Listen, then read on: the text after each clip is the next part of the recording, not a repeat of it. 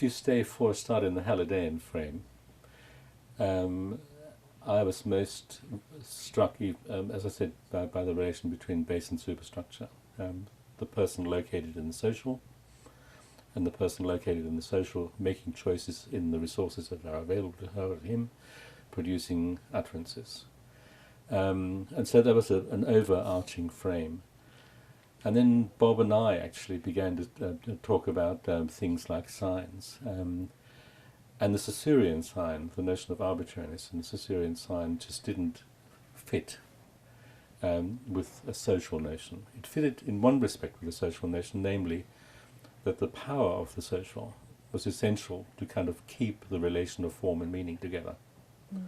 So we kept the conventional part, but we said when people deface a public sign on advertising smoking, they don't just do it arbitrarily, they do a particular kind of thing. They make the horse, there was a Marlboro man at those days, there's a Marlboro cigarettes being advertised.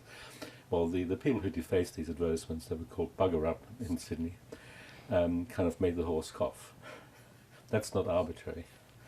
And so we developed that notion that arbitrariness was not a feature of sign making. Conventionality was, because it's the power of the social that keeps this thing sort of stable.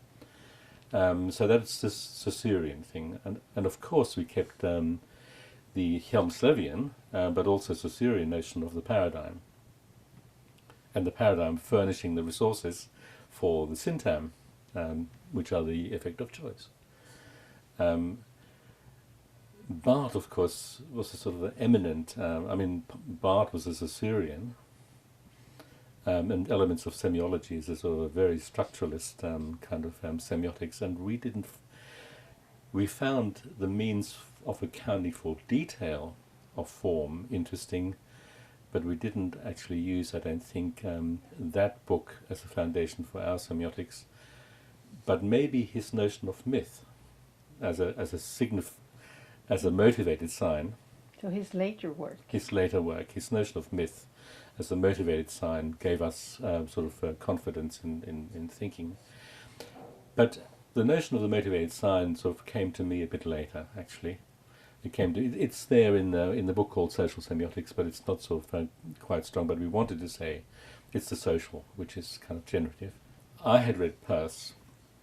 I had read Saussure as part of a course in linguistics, and neither made much sense to me. You know, you read it and you can kind of repeat phrases because you learn to repeat phrases.